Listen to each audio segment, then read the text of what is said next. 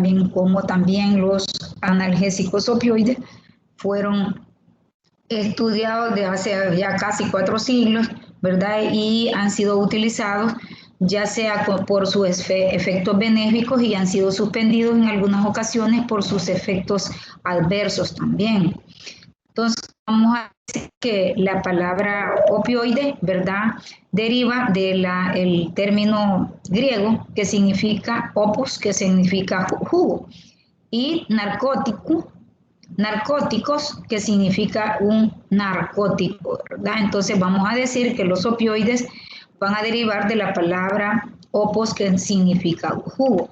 Importante que nosotros sepamos que los opioides pueden ser naturales, como la morfina, la codeína, la tebaína y otros, así como también pueden ser semisintéticos, es decir, que se producen a partir, ¿verdad?, de lo que son los opioides naturales. Bien importante también de que reconozcamos que en el cuerpo nosotros tenemos los péptidos opioides endógenos. Estos pertenecen a 3 familias, lo que son las encefalinas, las endorfinas y las dinorfinas. Cuando nosotros sufrimos algún daño en un tejido, en la piel, un golpe, desde la periferia se transmite hacia la médula espinal.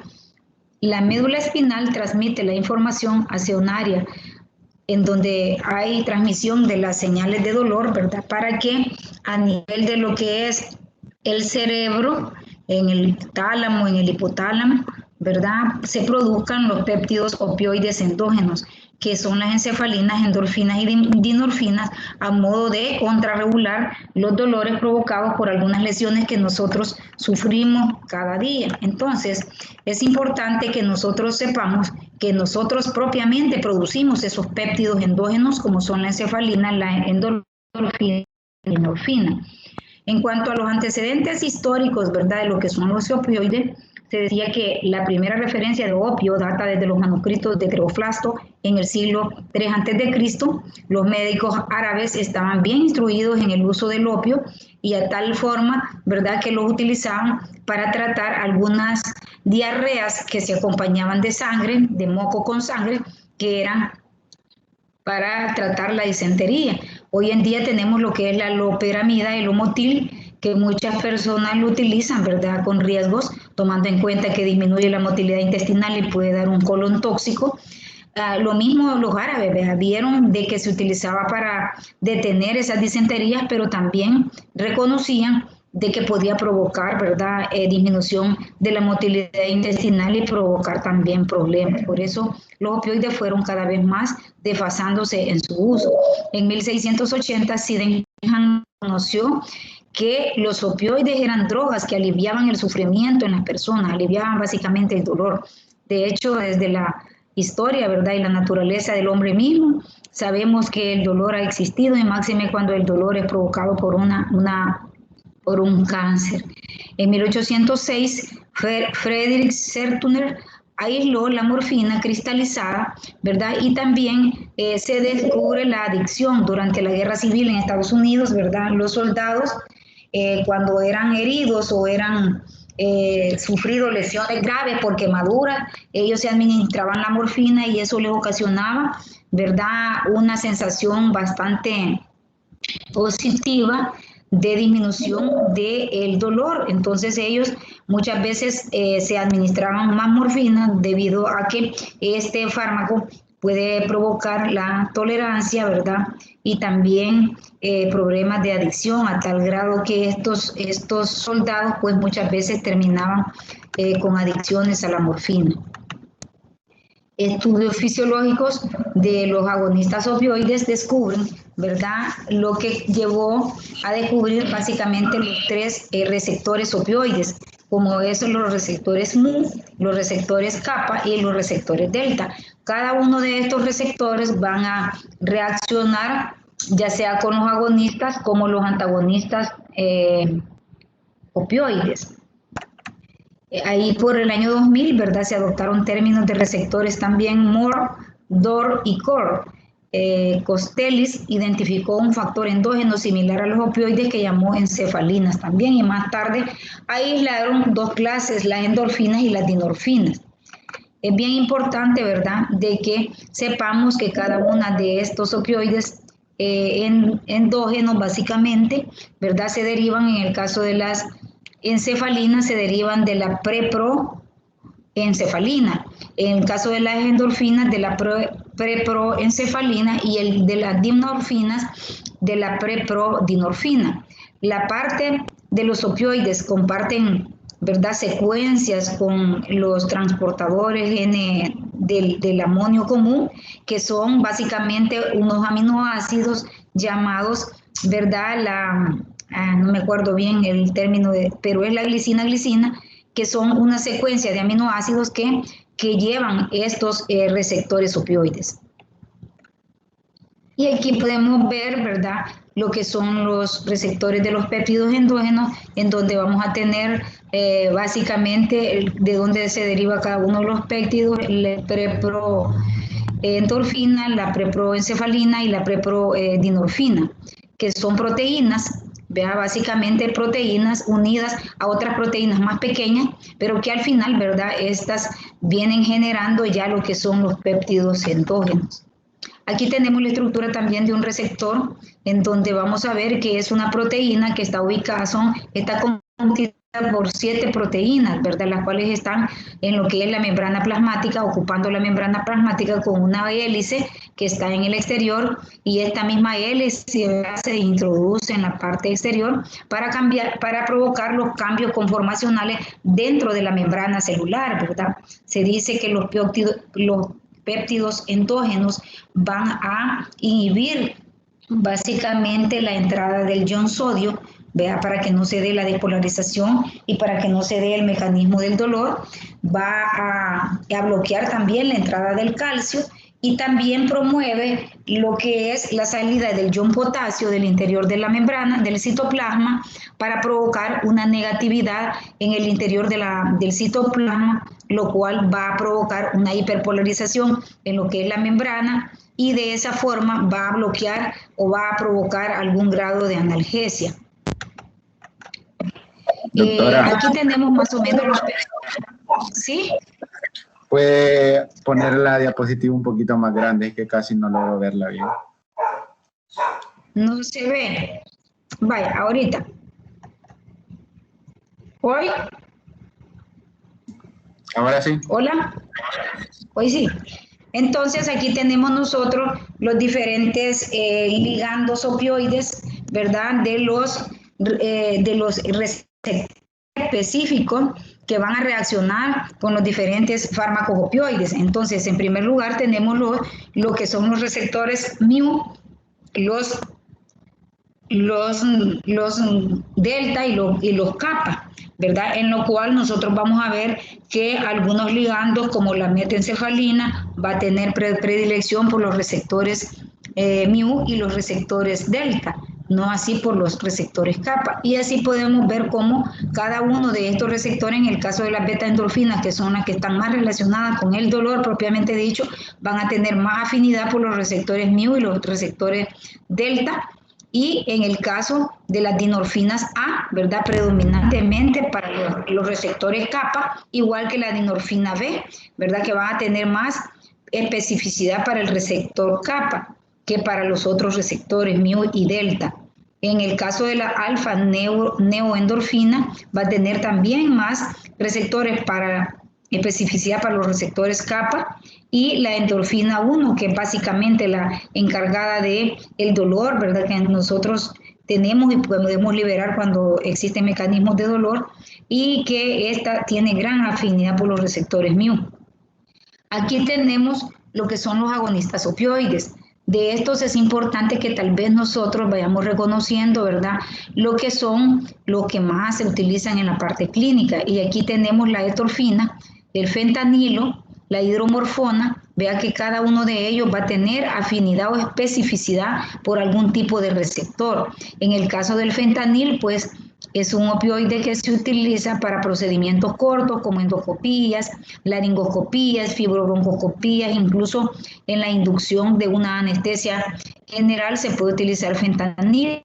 Este tiene básicamente, reduce el dolor a través de la, digamos, especificidad que tiene el fentanilo a los receptores mu. En el caso de la etomorfina, vemos que tiene igual especificidad para los tres receptores, tanto para los mu como para los delta como para los kappa. En el caso de la metadona, ¿verdad? Es más, lo que más utilizamos tenemos el fentanilo, la metadona, la morfina. Estos tienen bastante especificidad por los receptores mu. Igual, ¿verdad? Las otras que no utilizamos, también nosotros utilizábamos antes, hoy lo han sacado de los cuadros básicos de los hospitales, la nalbufina. Esta tiene predilección por los receptores kappa. Tenemos nosotros, en el caso específico, ¿verdad? Que la mayoría de estos receptores opioides se van a unir a lo que es el sistema de la activación de la proteína G. Una vez están en la celular, estos fármacos van a llegar, van a buscar, en el caso de la morfina, los receptores mu, y la etomorfina, ya habíamos dicho que tenía mucha especificidad por los receptores mu, por los receptores kappa y los receptores delta, ¿verdad? Provocan fosforilación, que son los otros receptores, y esto va a ocasionar, ¿verdad?, activación de las cuales van a provocar, ¿verdad?, un bloqueo de las sensaciones dolorosas. Aquí tenemos mecanismos de nocicepción, es decir, cómo se produce el dolor. Nosotros sabemos que para que haya un dolor tiene que haber una acción periférica. En el caso de, por ejemplo, cuando nosotros ponemos la mano en una superficie caliente, ese calor inmediatamente se traduce en dolor. Esa señal aferente es enviada hacia una neurona a nivel de lo que es la médula espinal, y esta a su vez envía otra señal hacia lo que es una zona, ¿verdad?, del dolor en el cerebro, para que esta información sea canalizada, ¿verdad?, desde la periferia hacia lo que es a nivel cerebral, en donde vamos a tener nosotros, ¿verdad?, la liberación de las endorfinas endógenas. Y también, ¿verdad?, cuando el cuerpo en sí no puede, disminuir el dolor espontáneamente, porque acuérdense que cuando nosotros sufrimos alguna lesión, ya sea nerviosa o periférica, por quemadura o por otra cosa, ¿verdad?, nosotros vamos a... Realmente al principio se siente dolor, pero a medida va pasando el tiempo, ese dolor, ¿verdad?, se va modulando hasta que se quita. Pero muchas veces, si el trauma o la lesión ha sido muy fuerte o ha habido daño de un nervio, pues vamos a presentar o vamos a requerir, ¿verdad?, el control del dolor. Aquí vemos también la lesión de un tejido periférico, va a liberar factores, ¿verdad?, como son las prostaglandinas, las bradicininas, las citoquinas. Esto va a provocar una activación persistente a nivel cerebral, ¿verdad? Va a llegar la información hasta las vías centrales, y esto va a provocar como resultado, ¿verdad?, el dolor con la hiperalgesia, las cuales van a ser bloqueadas por los fármacos opioides. Igual, ¿verdad?, vemos nosotros como siempre va a haber una sináptica, siempre generalmente cuando hay un daño, ¿verdad?, siempre el tejido dañado va a transmitir una información hacia lo que es la médula espinal manda hacia las regiones, en este caso el lupus cerúleo, ¿verdad?, el hipotálamo, el hipocampo, la amígdala cerebelosa, y esto va a provocar, ¿verdad?, un estímulo para que se liberen los péptidos endógenos, y de esta forma van a empezar a actuar, ¿verdad?, endógenamente, pero también así es como actúan también los péptidos cuando nosotros los administramos de forma exógena.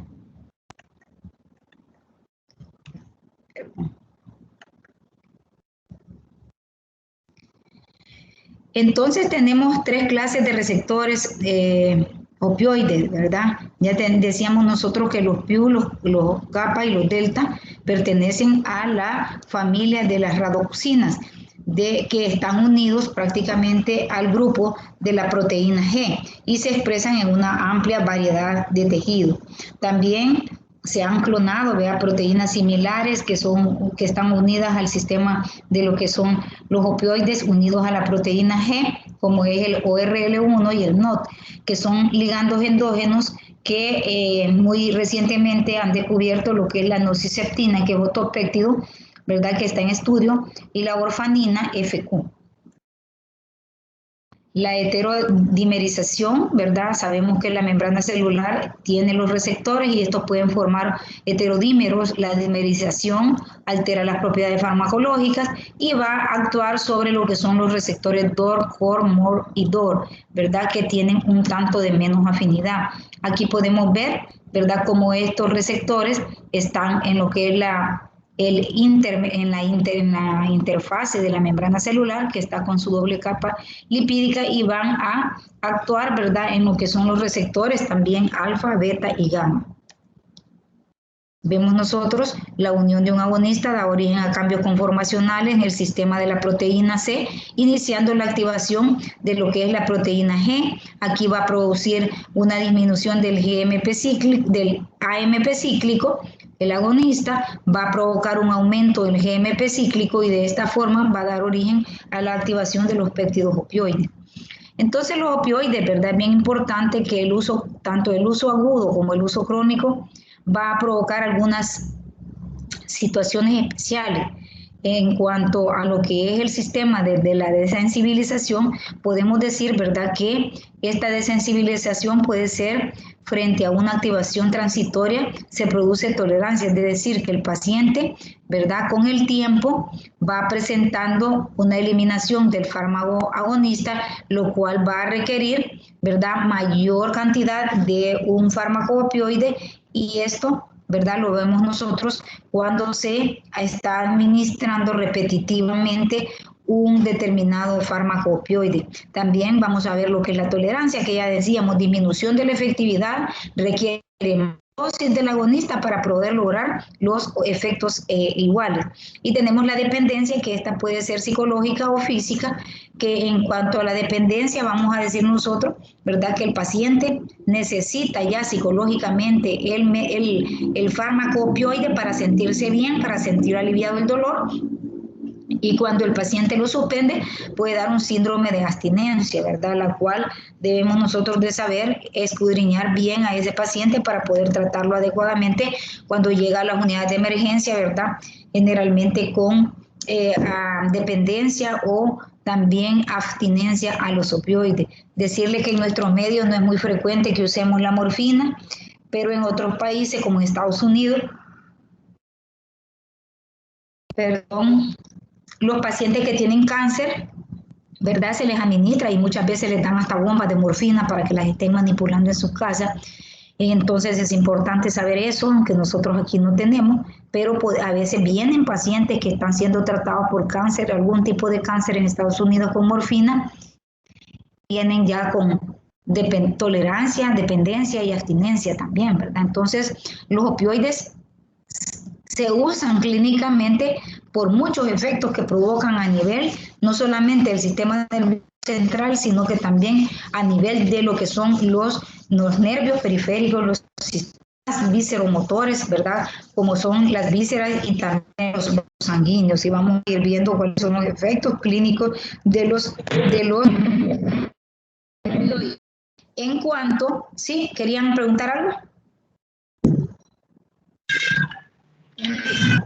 En cuanto a el analgésico, vamos a decir que es el que perseguimos, ¿verdad? Control del dolor. Analgesia es sin dolor, cuando estamos libres de dolor. Los fármacos que son similares a la morfina van a producirse analgesia, somnolencia, pero pueden provocar confusión mental, pero no alteran la conciencia. Eso es muy importante.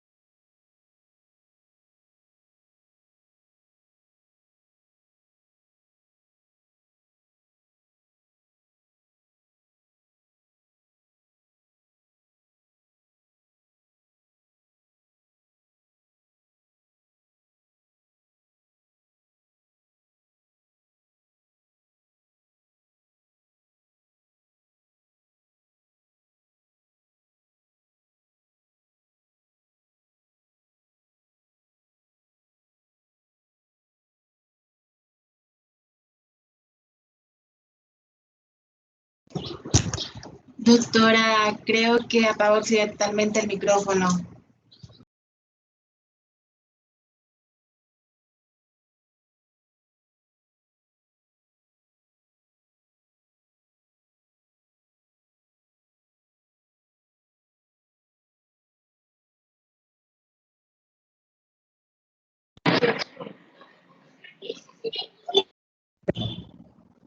¿Y por qué no me habían dicho, niños?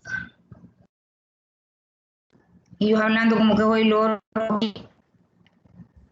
Sé que fue hace un ratito. Fue un ratito. Ah, vaya.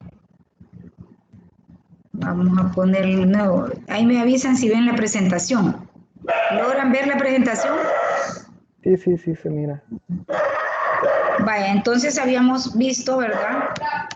Que los opioides lo usamos para aliviar el dolor que puede ser, ¿verdad? De dolor muy fuerte hasta dolores leves, que los mecanismos de la analgesia inducidos por los opioides, generalmente la unión con los receptores opioides se expresa en el asta dorsal de la médula espinal, donde está la sustancia gelatinosa.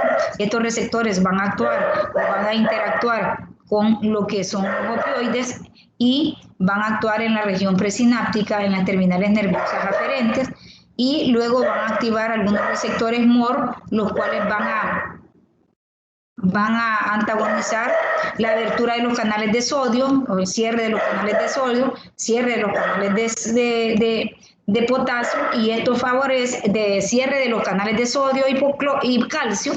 Al no haber, ¿verdad? No se va a provocar, les decía yo, una despolarización en la membrana, y al contrario, ¿verdad? Va a favorecer la apertura de los canales de potasio, los cuales al salir van a negativizar el interior de la célula, provocando una hiperpolarización, y esa hiperpolarización va a provocar básicamente la analgesia. En cuanto a los efectos de los opioides a nivel de respiratorio, rara vez ocurre una depresión respiratoria, aunque dependiendo de la dosis que se administre un opioide, así puede o no afectar la respiración. Pero, ¿verdad? Los opioides, cuando hay enfermedades... Por favor, cállese perro, que estoy dando clase.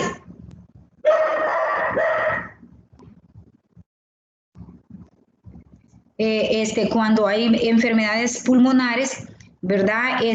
Puede tener el paciente digamos, un poco de depresión respiratoria, y hay que tener mucho cuidado. Hay una reducción de lo que es el volumen respiratorio y una disminución de la frecuencia respiratoria. En los pacientes que padecen de asma, EPOC, o que tienen cor pulmonar, ¿verdad? O hipoxia, pues hay que tener mucho cuidado, sobre todo, ¿verdad? Cuando se utilizan dosis altas de opioides, porque dosis pequeñas no pasa nada, pero si utilizan o se va creando adicción, también pueden afectar lo que es el patrón respiratorio. La frecuencia respiratoria, el volumen circulante, depende de la generación de ritmos en la región del bulbo raquídeo. Recordemos que el centro respiratorio está ubicado a nivel de lo que es el bulbo raquídeo, y que de acá, ¿verdad?, se estimulan los nervios frénicos para que se dé el mecanismo de la respiración. Entonces, cuando nosotros utilizamos los opioides, pues esto puede dar una cierta depresión de los nervios que inervan o que provocan la fisiología respiratoria, y puede alterar no solamente la frecuencia respiratoria, sino que también el volumen respiratorio. Los factores que exacerban la depresión respiratoria por los opioides es generalmente el uso de otros fármacos, ¿verdad? A veces llegan, por ejemplo, gentes alcoholizadas que han sufrido un accidente, ¿verdad? Y llegan con tamañas heridas, y a veces para calmar el dolor, pues se le pone algún opioide, y si este opioide, ¿verdad? Si este paciente está muy alcoholizado, que el alcohol provoca depresión respiratoria, o los hipnóticos también, como la benzodiazepina, provocan una depresión respiratoria, y la morfina puede actuar conjuntamente con estos fármacos y provocar más depresión respiratoria, y provocar también una parada respiratoria en el paciente. Recordemos también que depende de la edad. En los niños, en los individuos de la edad avanzada, estos van a tener una característica: disminución de la elasticidad pulmonar, En el caso del fumador va a tener una rigidez torácica con una disminución de la capacidad vital que hace que los opioides sean más, provoquen más daños a nivel de lo que es los pulmones. Efectos de los opioides a nivel neuroendocrino en forma general, estos pueden bloquear, ¿verdad?, la producción de hormonas, como por ejemplo la hormona la prolactina, ¿verdad? También puede inhibir lo que es en la médula suprarrenal, lo que es la producción de hormona, los esteroides.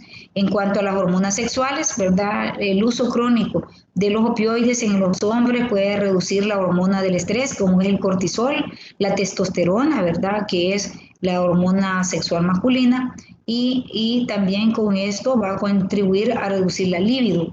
En el caso de las mujeres va a provocar un descenso de la liberación de la hormona luteinizante y folículo estimulante y puede ocasionar también, ¿verdad?, alteraciones en el ciclo menstrual. El tratamiento crónico con opioides produce endocrinopatías como hipogonadismo, ¿verdad?, hipogonadotrópico, es decir, en el caso de los varones, ¿verdad?, no se desarrollan adecuadamente lo que son los testículos, ni los caracteres secundarios.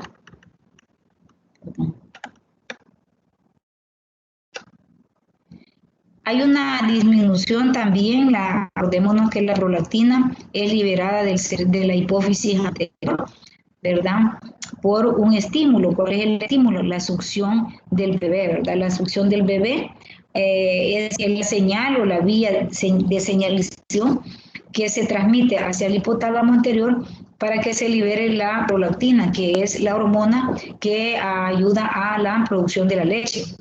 Los agonistas opioides específicamente estimulan los receptores MOR, los cuales inhiben la liberación, ¿verdad?, y de la glándula de hipófisis, y incrementan las concentraciones de lo que es la prolactina. A nivel, otros efectos que nosotros vamos a ver a nivel endocrino es aumento de la hormona del crecimiento, puede haber un aumento de la diuresis por inhibición de la oxitocina y la hormona antidiurética, puede provocar miosis. De hecho, muchas veces cuando nosotros estamos sospechando intoxicación con morfina, ¿verdad?, nos gusta ver los ojos de los pacientes y vamos a ver una miosis bastante marcada, puede provocar convulsiones. La morfina ha sido utilizada en la práctica clínica como antitusígeno, porque existen presentaciones, principalmente lo que es el dextrometorfano y la codeína, que vienen en jarabes para tratar la tos. Hoy, con la pandemia del COVID-19, se utilizaban estos dos productos para deprimir el reflejo de la tos, que es muy incómodo, principalmente aquellas toses que no son productivas, sino que son toses secas, ¿verdad? Esto provoca un bloqueo del reflejo tusígeno. También, ¿verdad?, los opioides pueden producir náuseas o efectos eméticos, es decir, como efectos secundarios pueden aumentar, ¿verdad?, el deseo o estimular el área postrema a nivel central y estimular, ¿verdad?, el mecanismo de la náusea y el vómito. La morfina y productos relacionados a la morfina van a producir también incremento de la sensibilidad vestibular y pueden alterar, ¿verdad?, lo que es el equilibrio. En cuanto a cerebro, ¿verdad?, vamos a decir, ¿verdad?, que el decúbito dorsal no tiene efectos importantes de la presión arterial, pero efectos cardiovasculares se ve más que todo, ¿verdad?, cuando el paciente puede presentar al levantarse, cuando usa mucha morfina o un derivado de la morfina, que es un opioide, puede presentar un autostatismo, es decir, la presión arterial cuando se pone de pie. Puede haber una dilatación venosa y arterial y una liberación también de histamina que puede inducir mastocitosis en pacientes asmáticos, ¿verdad? Puede ocasionar un ataque agudo de asma.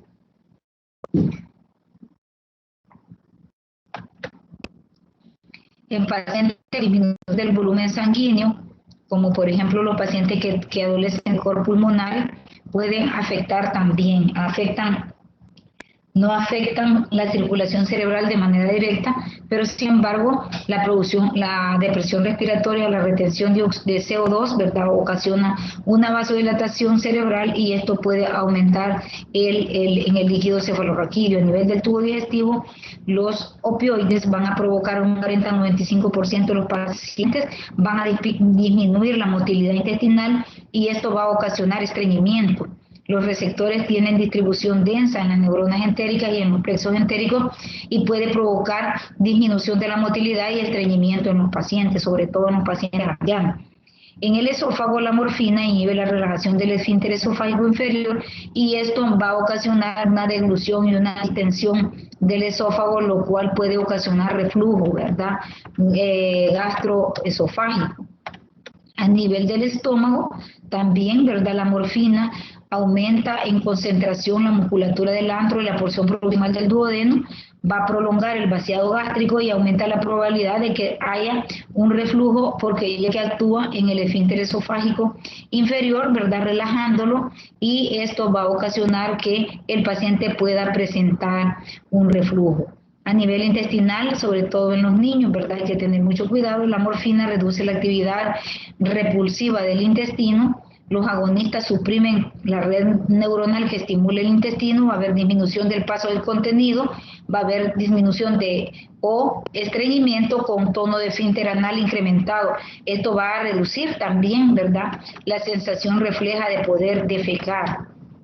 Y a veces, ¿verdad?, el paciente siente la sensación de ir al baño, pero no puede, ¿verdad?, debido a que hay una disminución importante de lo que es la motilidad y esto provoca, ¿verdad?, estreñimiento. Importante no utilizar, ¿verdad?, cuando nosotros tengamos diarrea, no debemos de utilizar loperamida. Muchas veces los pacientes se complican porque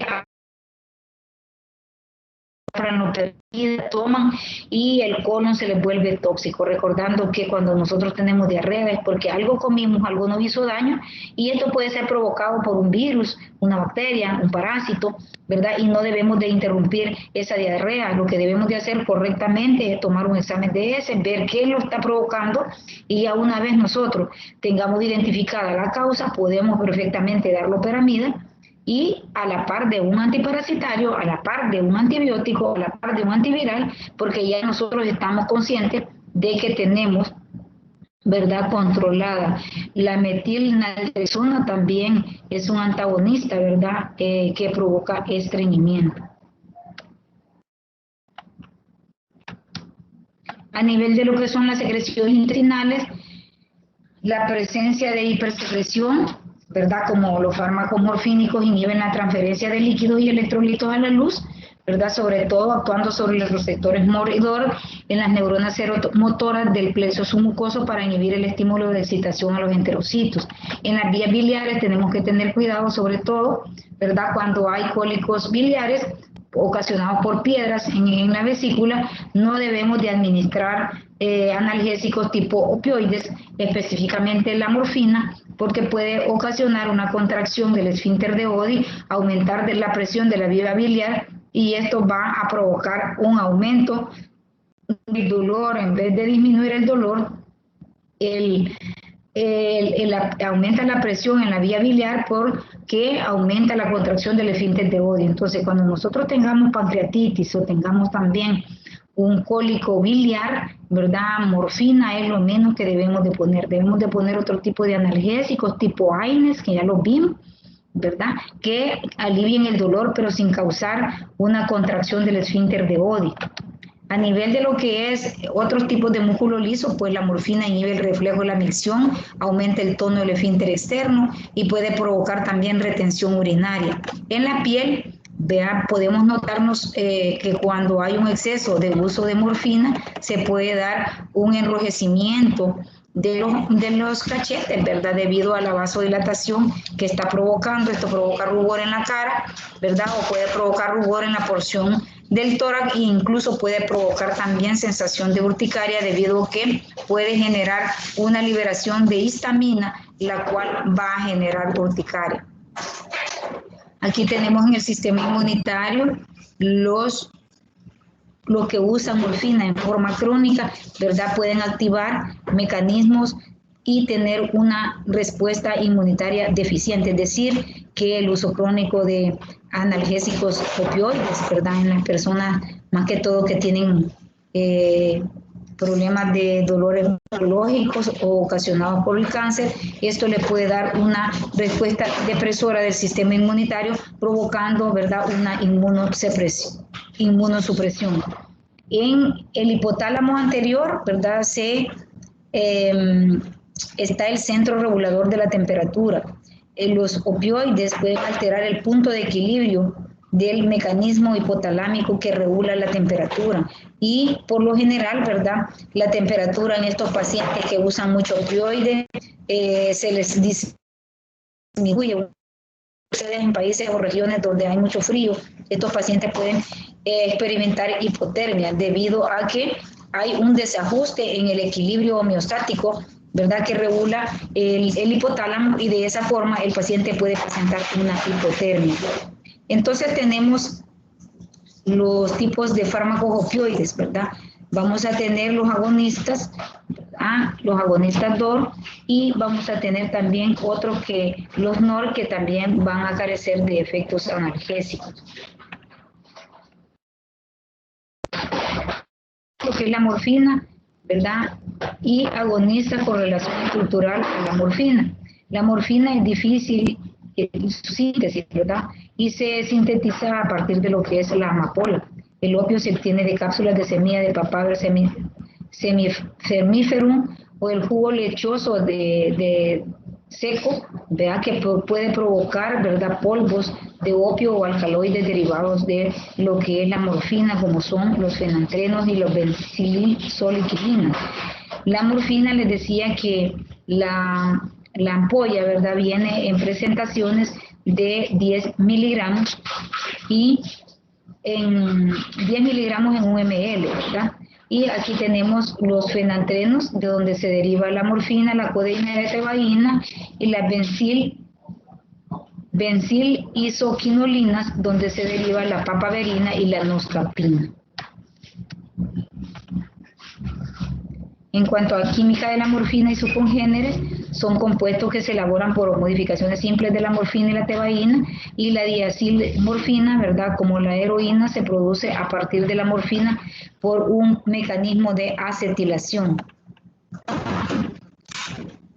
En nuestro medio, pues la adicción a la heroína es bastante cara, ¿verdad? Y en otros países sí es muy frecuente esas adicciones. En nuestro medio solo tal vez la gente que tiene bastante poder adquisitivo puede hacerse adicto a esa sustancia.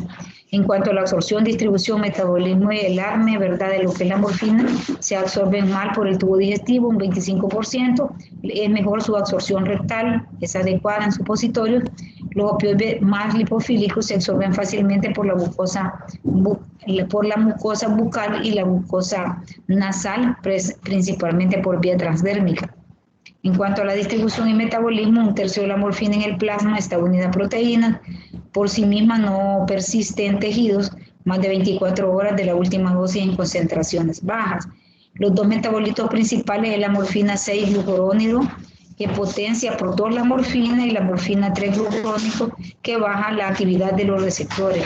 La morfina tiene una semivida, ¿verdad?, o una vida media aproximadamente de 2 horas. En cuanto a la excreción, estas se excretan principalmente, ¿verdad?, por la vía enterohepática, heces, ¿verdad?, principalmente, y a diferencia de la morfina, la codeína es eficaz en un 60% por vía oral. Esta se metaboliza y secreta en la orina en el hígado y tiene baja afinidad por los receptores, que se debe a la conversión, ¿verdad?, de lo que es la morfina, como es el sistema microsomal, ¿verdad?, CI, el CYP2 de CI.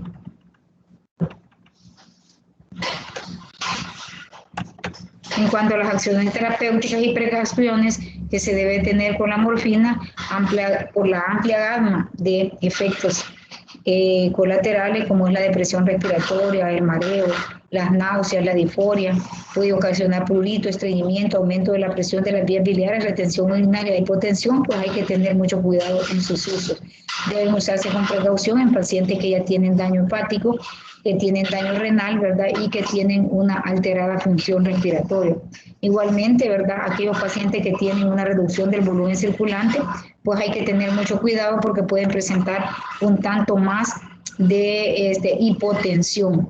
Tenemos el levorfanol, principal agonista de los morfínicos, afinidad por los receptores MOR, COR y DOR. Este se puede utilizar en vía intramuscular intravenosa o vía oral. Se metaboliza con rapidez a lo que es la morfina, ¿verdad? Y tiene una vida media de 12 a 16 horas.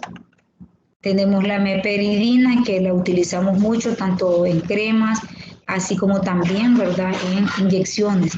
Es un agonista de los receptores MOR a nivel del sistema nervioso central, puede producir potente analgesia, pero también puede dar depresión respiratoria, la cual se restablece en 2 horas, provoca miosis en los ojos, sensibilidad del laberinto, por lo tanto va a haber una excitabilidad a nivel del sistema nervioso central, puede ocasionar temblores, fasciculaciones o convulsiones. Puede haber depresión respiratoria también con la meperidina, ¿verdad? Y dilatación cerebrovascular, ¿verdad? Que lo cual va a llevar a un aumento del flujo cerebrovascular.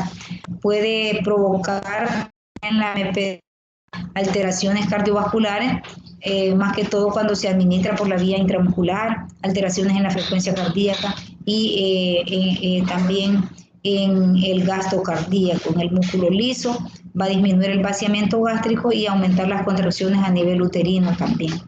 En cuanto a la absorción y distribución y metabolismo, la meperidina se absorbe por todas las vías, ¿verdad? Tanto subcutánea, intramuscular, intravenosa, sufre hidrólisis a ácido meperidínico y se desmetila en norperidina, vida media de 3 horas. En pacientes cirróticos esta vida media puede aumentarse, ¿verdad?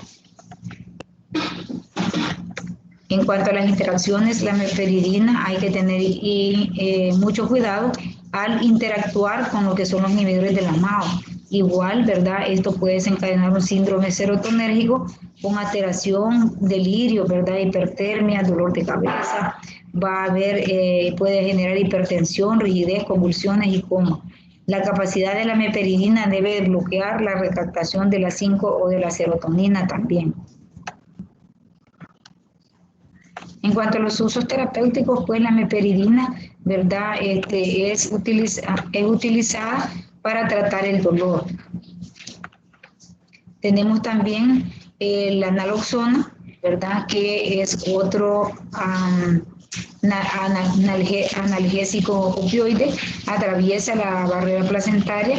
En recién nacidos muestra retraso del inicio de la respiración y también una disminución de lo que es el volumen respiratorio.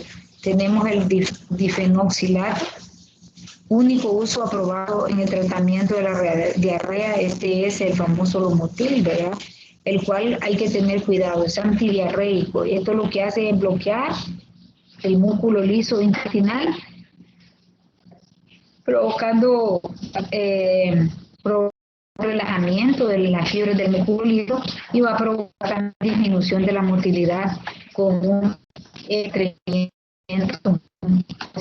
Tenemos la loperamida también, que disminuye la motilidad gastrointestinal. Al interactuar con los receptores en el intestino va a disminuir la secreción de gastrointestinal 7 a 14 horas, no se absorbe bien por la vía oral, no a través del tejido encefálico.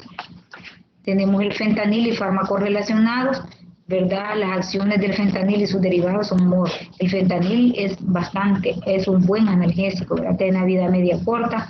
Se utiliza, les decía yo, para hacer procedimientos cortos, ¿verdad? Como las gastroscopías, las fibrobroncoscopías, también, ¿verdad? Se puede utilizar. Alcanza un efecto máximo en breve tiempo, rápida terminación del efecto y mínimos efectos depresores del miocardio. Esto es bien importante. El fentanil es el que más se usa para hacer endoscopías y fibrobroncoscopías. Tiene acciones a nivel del sistema nervioso central como analgésico, pero también, ¿verdad? Puede provocar náuseas, vómitos, depresión respiratoria, ¿verdad? Y disminuir la frecuencia cardíaca, la presión arterial y va a provocar dilatación a nivel cardiovascular. En cuanto a la absorción, distribución, metabolismo y excreción, muy liposoluble, ¿verdad? Es muy liposoluble y atraviesa la barrera hematoencefálica. Las concentraciones en plasma en el líquido cefalorraquídeo disminuyen por la distribución en el músculo liso y la grasa. Sufren gran metabolismo hepático y también a nivel de la excreción renal. En cuanto a los usos, vea auxiliar de la anestesia, se usa por vía intravenosa, epidural por ciento es más potente que la morfina, ¿verdad? El sufentanilo es 1000 veces más potente que el fentanilo. El fentanilo se utiliza antes o se puede utilizar para procedimientos cortos también o como preanestesia. Tenemos el remifentanilo, potencia igual que el fentanilo, va a provocar, ¿verdad?, náuseas, vómitos, rigidez muscular y todos los síntomas opioides que provocan los opioides en general. El ramifentanilo, ¿verdad?, tiene un inicio más rápido que el fentanilo y el sufentanilo el efecto ocurre de 1 a 1.5 horas después y es metabolizado por las esterasas plasmáticas, ¿verdad?, y tiene una vida media de 8 a 20 minutos. En cuanto a los usos terapéuticos, útil para procedimientos cortos, dolorosos, administrados en goteo continuo. Por ejemplo, estos medicamentos se utilizan en las cirugías ortopédicas cuando hay trasplante de lo que es la rótula o trasplantes de cadera. Se ponen en bombas de difusión para que disminuya el dolor que provocan estas cirugías, ¿verdad? En cuanto a usos terapéuticos, útil para procedimientos cortos, dolorosos, administrados por goteo continuo, habíamos mencionado. La metadona y el propofisifeno, ¿verdad?, son agonistas que estimulan los receptores MOR de acción prolongada. A nivel del sistema nervioso central van a provocar miosis, depresión respiratoria y efectos similares a la morfina. La metadona, ¿verdad?, se utiliza también para tratar el dolor oncológico. Los oncólogos clínicos y los oncólogos utilizan mucho la metadona en los pacientes que ya están con un dolor intratable. La absorción de la metadona, absorción a nivel del tubo digestivo, mucosa bucal, 90% según las proteínas, metabolizada en el hígado y tiene una vida media de 15 a 40 horas. Efectos secundarios, ¿verdad?, son similares a los causados por la morfina, depresión respiratoria, diaforesis. Aumenta los niveles de prolactina y albúmina y puede dar también un síndrome de QT prolongado. En cuanto a los usos terapéuticos, ¿verdad?, tenemos que provoca un alivio del dolor crónico, la naloxona, la metadona, perdón, tratamiento del síndrome de abstinencia y tratamiento de usuarios con heroína. Cuidado al aumentar la dosis por la prolongación, ¿verdad?, de lo que es el sistema cardiovascular, tiende a provocar tolerancia, dependencia y puede demostrarse con la interrupción súbita de estos medicamentos. Tenemos también el propoxifeno, es un análogo estructural de la metadona. Sus efectos residen en el L-isómero anti-TOS, ¿verdad? Divacet es el nombre. En cuanto a las acciones farmacológicas, ¿verdad?, se unen a receptores mu, los cuales van a contrarrestar el dolor y producen analgesia. Tienen seguras, metabolismo por N-metilación, el norpropoxifeno con una vida media de 30 horas. Tenemos la toxicidad, vean, las mismas parecidas a todos los narcóticos, depresión respiratoria, pueden provocar depresión a nivel de lo que es el sueño, ¿verdad? Van a alterar el sueño y generalmente hay que tener mucho cuidado cuando se administran en pacientes que ya tienen daño básicamente a nivel de lo que es el nivel pulmonar. Pueden provocar tolerancia y dependencia, que ya sabíamos nosotros que la tolerancia, ¿verdad?, es cuando se va a requerir más dosis para lograr el mismo efecto. Y se depende no solo físicamente, sino psíquicamente del fármaco. El paciente ya no se siente bien si no se inyecta la morfina. Es irritante que se administre en vez. Y puede provocar, ¿verdad? Se puede utilizar más que todo cuando se está utilizando para dolores leves a moderados. Otros agonistas opioides tenemos el tramadol. Creo que tal vez algunos de ustedes le han administrado tramadol, ¿verdad? El tramadol es un analgésico que es muy bueno para aliviar el dolor postquirúrgico o el dolor oncológico, pero igual, ¿verdad? El paciente va requiriendo más dosis para lograr los mismos efectos y también tiene varios efectos colaterales por los cuales a los pacientes y al médico lo ponen bastante incómodo. Si se administra de una forma rápida, puede ocasionar náuseas, vómitos, palidez, sudoración, frialdad y el paciente siente una sensación muy fea y por lo tanto no le gusta los efectos que da el tramadol, aunque sí es muy bueno y viene en presentaciones de gotas, en presentaciones de tabletas y en presentaciones de ampollas, ¿verdad? Cada uno de ellos pues si se utiliza de una forma adecuada combinado con otros AINES, ¿verdad? O otros analgésicos opioides, creo que es muy importante. El tramadol, ¿verdad? A la administración rápida puede provocar náuseas, mareos, sequedad de la boca, dolor de cabeza y vómitos.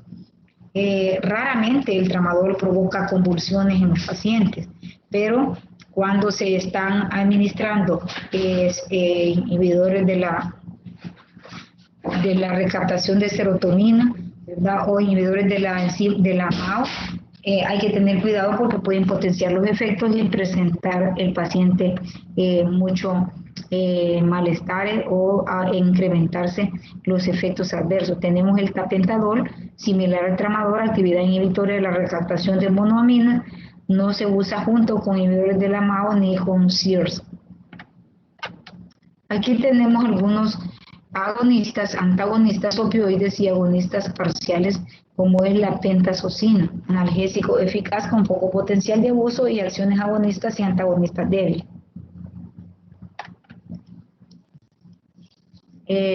La pentazocina, similar a los morfínicos, provocan analgesia, sedación y depresión respiratoria. Al aumentar las dosis, puede aumentar la frecuencia cardíaca y la presión arterial y está indicado para dolores moderados a intensos en los postquirúrgicos inmediatos y también como complemento de la anestesia. La nalbufina, que antes la usábamos bastante, por lo menos en el Seguro Social ya la sacaron del cuadro básico, pero así en la parte privada sí se puede utilizar, ¿verdad? A dosis pequeñitas de 5 miligramos por vía subcutánea, no poniéndola en vías intravenosas, es un buen analgésico tipo morfínico. Sus acciones farmacológicas que pueden provocar, ¿verdad?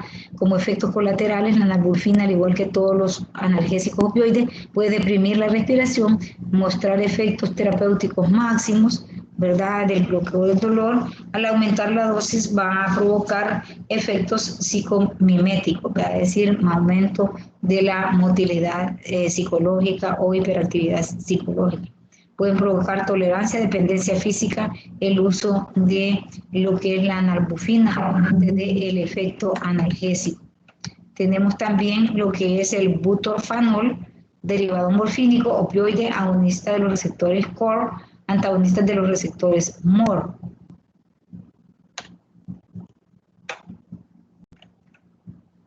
En los usos terapéuticos, ¿verdad? Farmacológicos, y es que el butorfamol es más apropiado en los dolores muy agudos, produce analgesia y depresión respiratoria, ¿verdad? Vida media de 3 horas, somnolencia, es lo que puede provocar náuseas, sensación de vómito y sensación de como que si el paciente está flotando. La buprenorfina es un agonista MOR parcial limitado, muy lipófilo, de 25 a 50% más potente que la morfina y puede mostrar un antagonismo cuando se combina con un agonista pleno. La brospina es el nombre comercial de la buprenorfina y viene en presentaciones de 0.3 miligramos en 1 ml.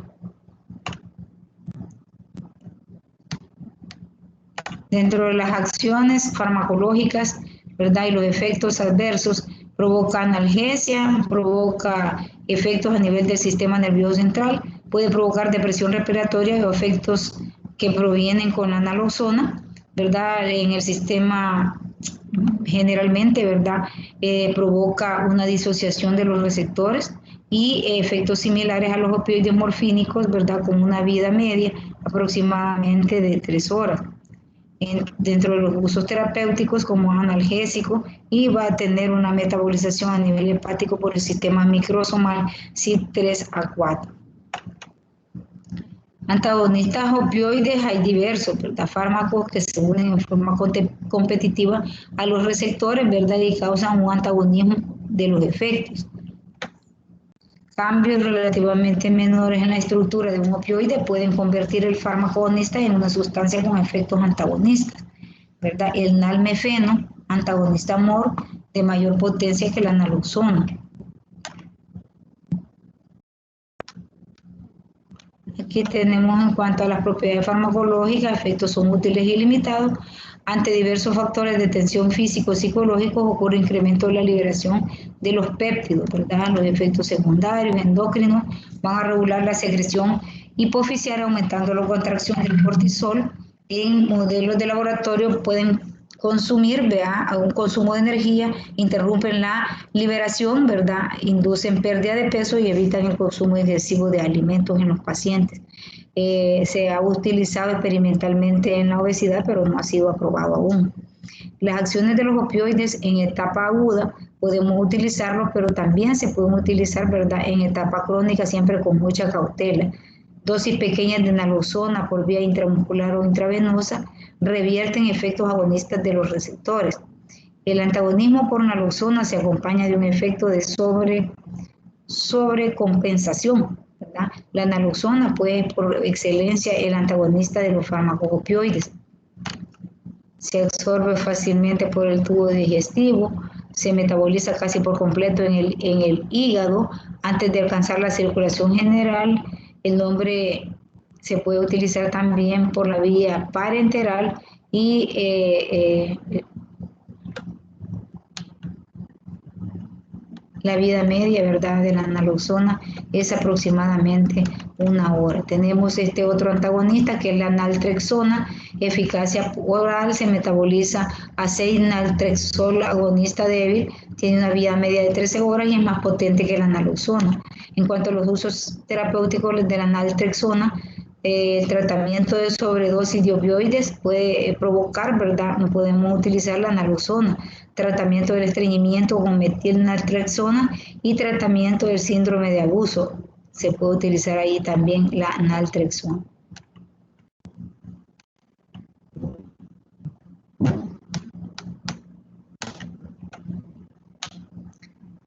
Tenemos también los antagonistas de los opioides que podemos utilizar para tratar, ¿verdad?, la tos.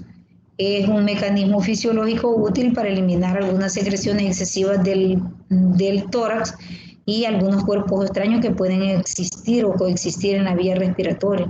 Existen situaciones en que la tos no sirve para ningún propósito, entonces el paciente está toser y toser y toser desesperado y en estos casos pues se deben de dar, ¿verdad?, derivados de las morfinas, ¿verdad?, opioides, como es la codeína, la hidrocodona y la dihidrocodeína. Cualquiera de esos puede ser utilizado, así como también, ¿verdad?, se puede utilizar el dextrometorfano, que es un D-isómero de la codeína, no causa adicción, ¿verdad?, ni analgesia y no actúa en oro.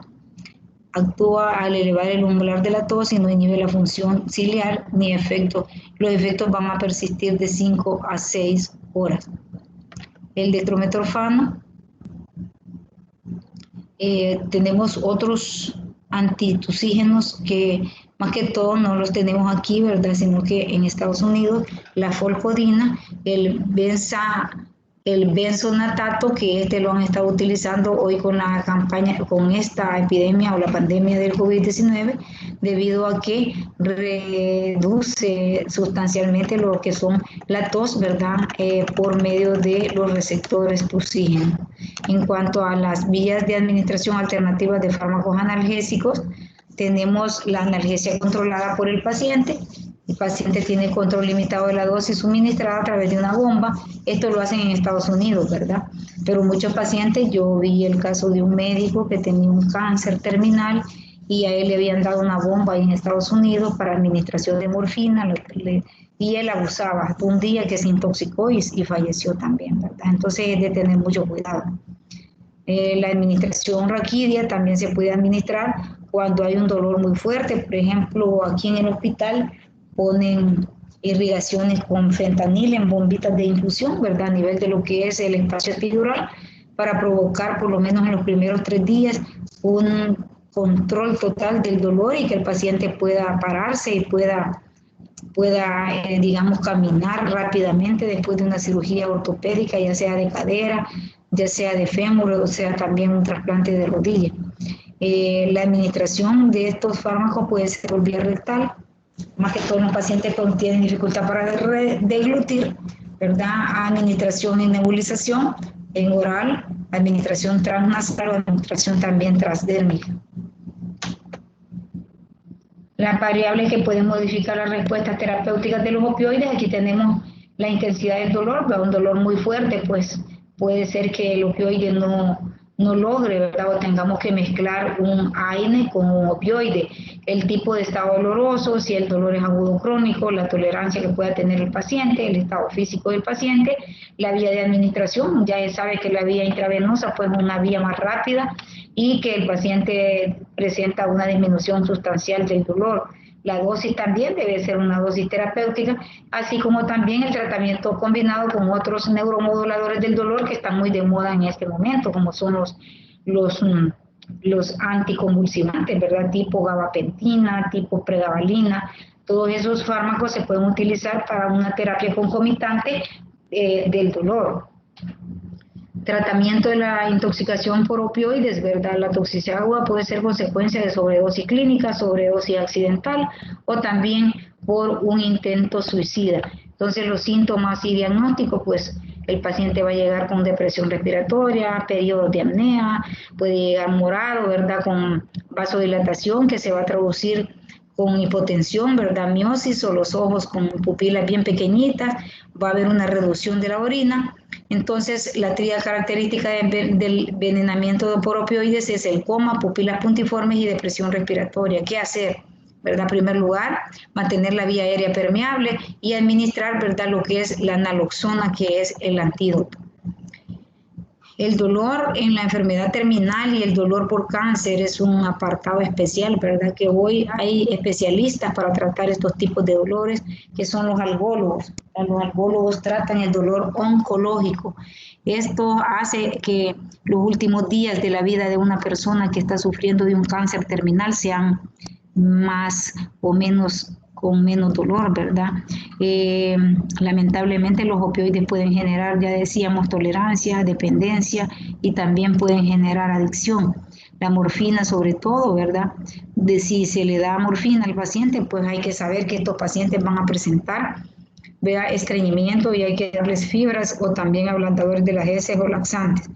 En general, ¿verdad?, vamos a decir nosotros que tenemos las dosificaciones, ¿verdad?, de lo que son los agonistas opioides o agonistas parciales.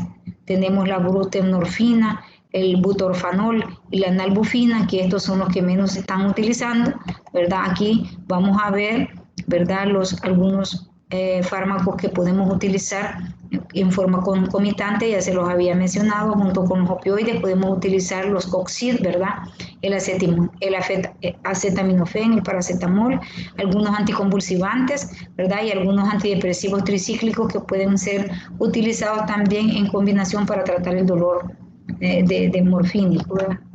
Aquí podemos ver nosotros en esta imagen, tenemos la dosis, y esto es bien importante, ¿verdad?, la dosis de los más que se utilizan en los hospitales. Por ejemplo, para el dolor de un infarto agudo del miocardio con un dolor súper fuerte, perdón, ¿verdad? Súper fuerte, se puede utilizar la morfina en dosis desde 1 miligramo hasta 6 miligramos, ¿verdad? Si se pone en una bomba de infusión, se tiene que poner a 0.1 a 1 miligramo por hora, ¿verdad? El inicio de acción de los analgésicos es en 30 minutos y la duración del efecto es hasta 24 horas cuando se pone en bomba, igual la meperidina. Se puede utilizar en dosis única de 20 hasta 150 miligramos. La metadona, ¿verdad? Que viene, se puede utilizar desde 1 miligramo hasta 10 miligramos al día.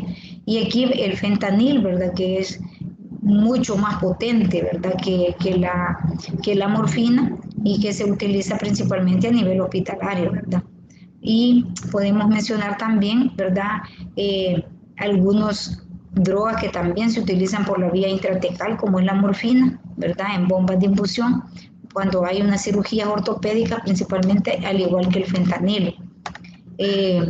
Aquí está la clasificación, ¿verdad? Cada uno de los fármacos, donde vamos a tener, ¿verdad? Lo que son los agonistas que tienen acción básicamente central, los agonistas que tienen acción periférica, como es la loperamida para tratar, ¿verdad? Lo que son las diarreas, como para disminuirlas, pero no es para tratarlas, ¿verdad? Siempre y cuando nosotros ya tengamos una causa bien definida de la diarrea, pues se puede dar.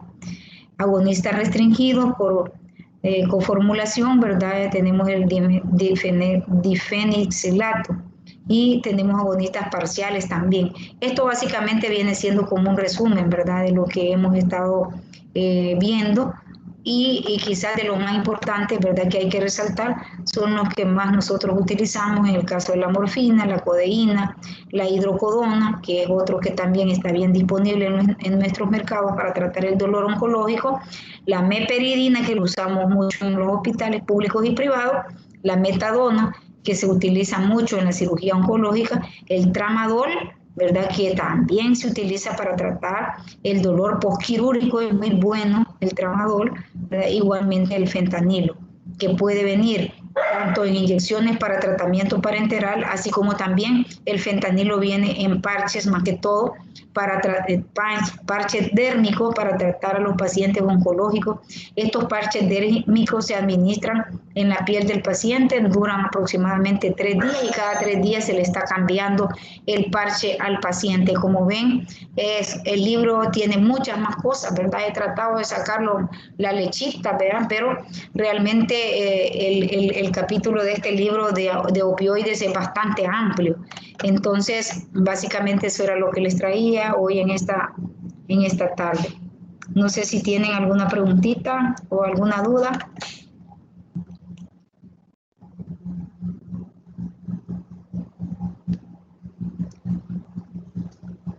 Buenas tardes, doctora. Buenas tardes. Yo tengo una pregunta. Usted nos mencionó que pues estos fármacos son unidos a la proteína G, ¿verdad? Y que en caso de la acción de la médula espinal, presinápticamente inhiben los canales de calcio. Entonces, en el libro menciona que... Los canales de calcio y los canales de sodio. Y los de potasio, me parece, posinápticamente. Los de potasio los abren, inhiben los canales de sodio y de calcio. Ajá, para hiperpolarizar y que la célula quede cargada negativamente y de esa forma reducen el dolor.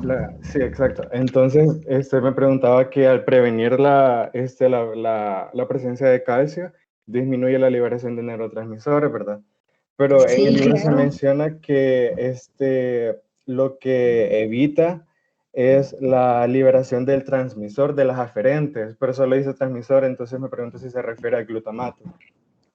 El glutamato, básicamente es el ácido, el glutamato es lo que reduce, allí actúan en la inhibición del glutamato, que es el que propicia, ¿verdad?, la generación de lo que es el dolor.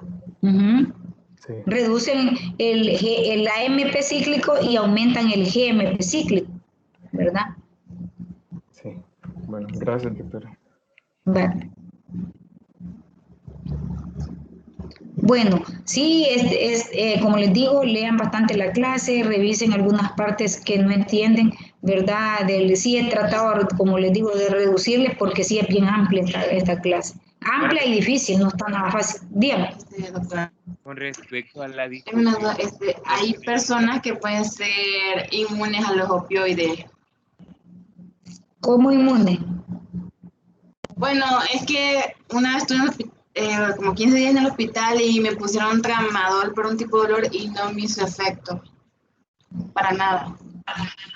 Porque el tramadol, acordate que tiene acciones periféricas, no tanto centrales, ¿verdad? Entonces, quizás el dolor que tenía era un dolor muy fuerte, de tipo inflamatorio, y lo que requería tal vez era un AINE, ¿verdad? Porque acordate que los AINE tienen poder analgésico, antiinflamatorio, antipirético y antiagregante plaquetario.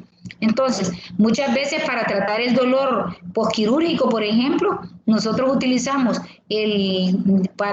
ponerte un ejemplo, el ketoprofeno más el tramadol. Entonces, allí tenés dos formas de bloquear el dolor, con un antiinflamatorio y analgésico más un analgésico tipo opioide, ¿verdad? A lo mejor no te pusieron solo el tramal, quizás no te alivió la inflamación o el dolor inflamatorio que tenía.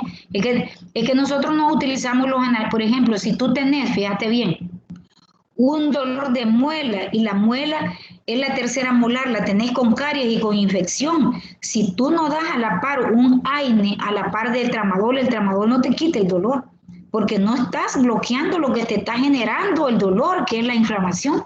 Entonces, si solo das un analgésico, estos son analgésicos opioides, lo que provocan es disminución del dolor. Pero si el dolor es un dolor inflamatorio, solamente el analgésico no te va a reducir el dolor. Quizás eso fue lo que te pasó. No es que soy inmune. Ya, eran por unos cálculos. Pues ya ves, ahí tenías inflamación de la vía biliar. Te hubieran puesto ketoprofeno en 2 patadas y te quita el dolor. Ajá, ¿alguien me preguntaba de la discusión? Sí, doctora, soy yo, Alejandro. Mañana, empecemos. No, sería siempre, o sea, sería antes del parcial o sería después. Yo creo que mejor después. Estudien el 20 va a ser. ¿Ya cuántas clases llevamos ya? Prácticamente solo una nos falta. Llevamos 7. Ah, pues. Vaya, y ahora tenemos 14, ¿va? 13. Ah, 13. Vaya, entonces estamos a 6 días. ¿Quién les debe la clase? Solo la doctora Wendy falta ya. ¿Cómo se llama? ¿Qué clase es la que les debe? Nos debe la de inmunidad, introducción a la inmunidad e inflamación. Ah, imagínate, haber sido la primera que tenía que haber dado para que entiendan más estas cosas. Bueno, pero igual, ¿verdad? Que les dé la clase ella, más tardar, no sé cuándo se las va a dar. Mañana, y otra consulta, la discusión va a ser presencial. Va a ser presencial porque ya los de fisio están haciendo 40 estudiantes por día, están recibiendo, entonces que no me diga el jefe que no va a permitir porque va a ser presencial. ¿Sería presencial tanto el laboratorio como la discusión? Sí, el laboratorio no, porque ese lo podemos hacer, ¿cómo se llama? Como es uno solo, es que va a ser uno solo, es laboratorio de discusión, es un solo. Sí, entiendo. Pues sería solo la discusión presencial. No, laboratorio de discusión es un solo. Sí, pues es un solo. Vaya. Es un solo, nada más que le vamos a mandar el laboratorio antes, así que el licenciado mande y ya nos presentamos a la discusión y laboratorio de un solo, vamos a ir viendo las cosas. Sí, ya entendí, como discutiendo el laboratorio al mismo tiempo la discusión. La discusión al mismo tiempo, sí, las dos cosas al mismo tiempo. Pues vamos a organizar bien porque tengo que presentar, demen ustedes las fechas que pueden para yo hacer la organización y presentarle la programación a la jefe para que ella nos autorice la forma presencial. Vaya, perfecto. Yo voy a organizar, me voy a poner de acuerdo con los demás representantes. Vaya, pues. Muchas gracias, doctora. Solamente esas serían mis dudas. Y las clases. Vaya, entonces muchas gracias. Que me compartieran diapositivas La bibliografía. Ah, la bibliografía es de su libro. No andemos batallando mucho, todos tienen el libro, de ahí vamos a sacar la bibliografía del laboratorio. Drogas adrenérgicas, eso estudien, nada más. Vaya. Y ahí te voy a mandar, voy a tratar de mandarte ahorita las clases, ¿oíste? Pues vaya, muchas gracias, doctora. Vaya, buenas tardes a todos.